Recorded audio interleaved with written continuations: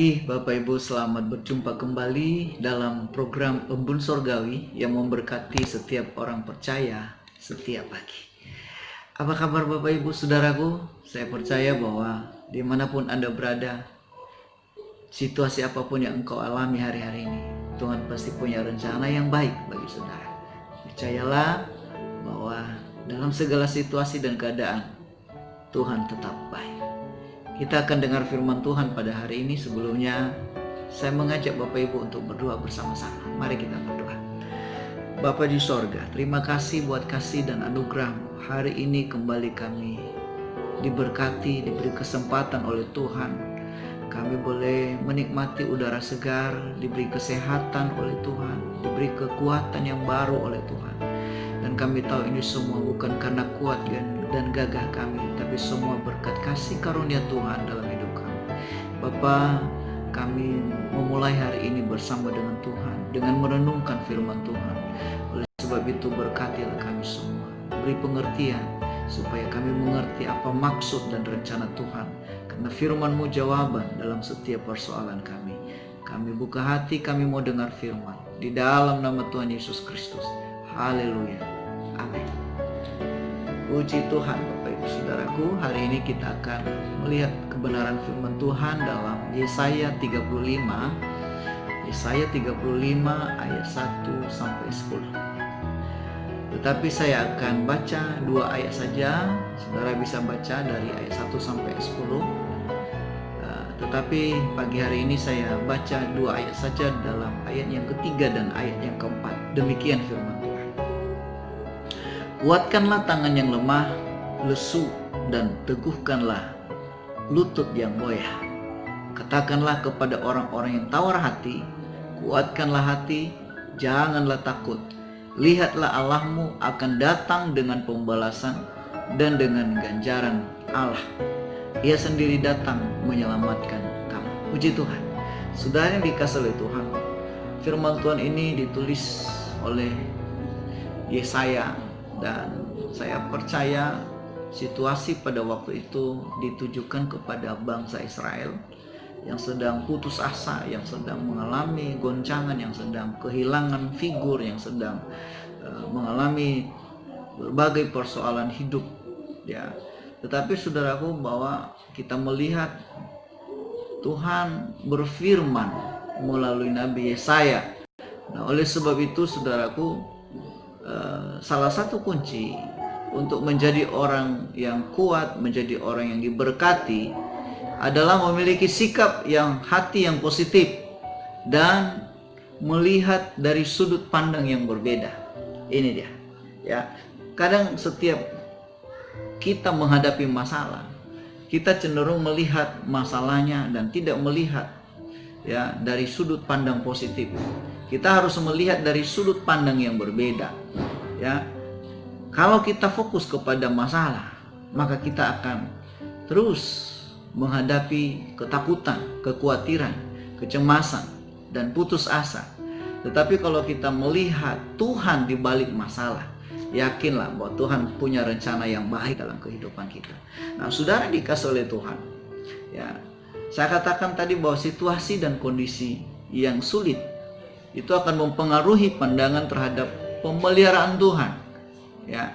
Tetapi berbeda dengan orang-orang yang memiliki sikap hati yang positif. Situasi yang sulit, padang gurun yang gersang, ya, dan masalah yang bertubi-tubi, masalah berat, sakit, penyakit apapun bisa berubah menjadi situasi yang menyenangkan, bisa berubah menjadi sesuatu yang dinikmati. Kenapa? Karena sudut pandang kita berbeda. Kita melihat setiap masalah itu menjadi kesempatan bagi kita untuk melihat karya Tuhan, untuk melihat janji-janji Tuhan. Nah, Tuhan melakukan hal itu, saudaraku, hal-hal yang luar biasa kepada orang-orang percaya yang punya pemikiran, yang punya pemahaman, yang punya pandangan yang baik, punya pemahaman dan punya pandangan yang positif. Tuhan melakukan perubahan-perubahan. Dalam ayat-ayat yang kita baca ini, saudaraku, ada beberapa hal yang kita coba perhatikan dalam ayat yang berikut, saudaraku. Ada banyak perubahan-perubahan yang seakan-akan bagi kita ini mustahil, ya, kontras dengan kenyataan, saudaraku. Kita melihat dalam ayat yang kelima dikatakan bahwa dalam ayat yang kelima, pada waktu itu mata orang-orang buta akan dicelikkan dan telinga orang-orang tuli akan dibuka. Pada waktu itu orang-orang lumpuh akan melompat seperti rusa dan mulut orang bisu akan bersorak-sorai. Saudara dikasihi oleh Tuhan, ini adalah perubahan luar biasa. Bisa Tuhan mengubah, ya. Ada beberapa hal yang dia ubah. Orang buta dicelikkan, orang buta bisa melihat. Telinga orang yang tuli dibuka oleh Tuhan.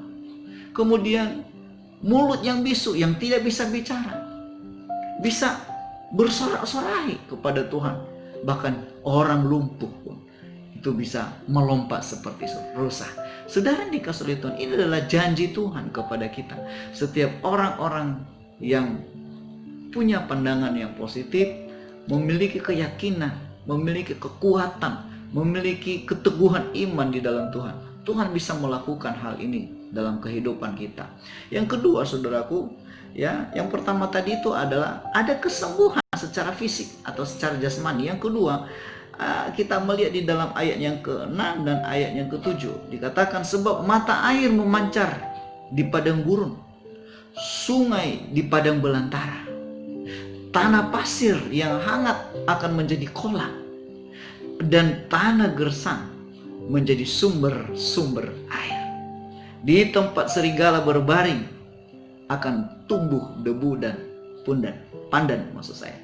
Saudara dikasihi oleh Tuhan, luar biasa ini perubahan yang dilakukan oleh Tuhan, ya. Dia katakan bahwa mata air ini adalah berbicara mengenai alam, ya. Alam bisa diubah oleh Tuhan, keadaan bisa diubah oleh Tuhan, ya. Dikatakan bahwa mata air memancar dari padang gurun. Padang gurun, saudaraku, adalah tempat di mana kesulitan terhadap air. Air kita di padang gurun, air susah kita mendapatkannya. Tetapi di padang gurun dikatakan, di padang gurun akan memancar air. Haleluya. Luar biasa ini janji Tuhan. Dan sungai di padang belantara. Biasanya sungai kalau di padang belantara kering, tidak ada air. Tetapi dikatakan bahwa dan sungai di padang belantara akan ada sungai, akan ada aliran-aliran air. Aliran air mengalir di padang belantara. Saudaraku, ini hal yang luar biasa. Baru yang berikut, tanah pasir yang hangat menjadi kolam. Ini ada kehidupan, ya. Di tanah yang gersang, di tanah pasir yang hangat. Yang biasanya kalau pasir hangat, pasir panas, itu nggak bisa tumbuh-tumbuhan. Tetapi di sana ada kolam, kata Alkitab. Artinya Tuhan bisa mengubah situasi, Tuhan bisa mengubah keadaan, Tuhan bisa mengubah alam ini, saudaraku, ya. Kemudian yang lebih menarik lagi dikatakan bahwa dan tanah gersang menjadi sumber-sumber air, sumber kehidupan. Dan dikatakan tempat serigala berbaring. Ini adalah tempat yang menakutkan. Ini adalah satu tempat yang membuat kita khawatir. Tetapi dikatakan akan tumbuh tebu dan pandan. Saudara, berubah menjadi lahan pertanian. Saudara yang dikasihi oleh Tuhan, Tuhan bisa mengubah keadaan, Tuhan bisa mengubah situasi. Kalau kita percaya kepada Tuhan, menguatkan hidup kita. Yang berikut, saudaraku, dalam ayat yang ke-8 dikatakan bahwa dalam ayat yang ke-8 dia berkata begini, di situ akan ada jalan raya yang akan disebutkan jalan kudus.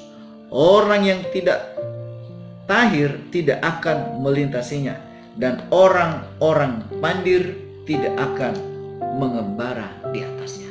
Saudara yang dikasihi oleh Tuhan, ini adalah jalan raya yang disebut jalan kudus, ya. Yang dimaksud di sini bukanlah jalan raya umum pada umumnya, tetapi saudaraku menunjukkan kepada jalan untuk orang-orang khusus yang melintasinya, yaitu orang-orang suci dan bukan orang-orang najis, bukan orang-orang tidak tahir, atau bukan untuk orang-orang berdosa.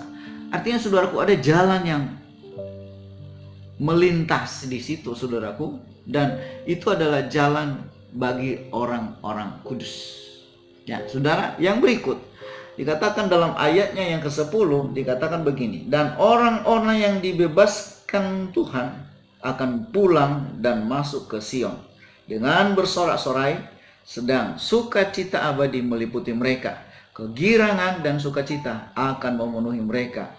Kekudusan dan keluh kesah akan menjauh.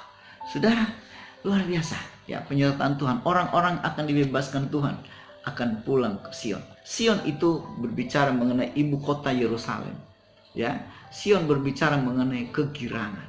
Sion itu adalah ya berbicara mengenai tempat kudusnya Tuhan. Kegirangan dan sukacita memenuhi mereka. Kedukaan dan keluh kesah akan menjauh.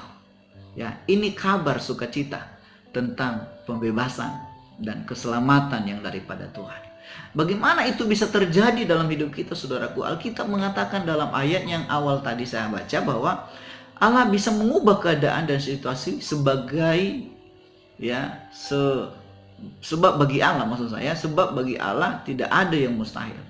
Ya, Ia sanggup mengubah segala sesuatu. Ia sanggup mengubah kondisi apapun.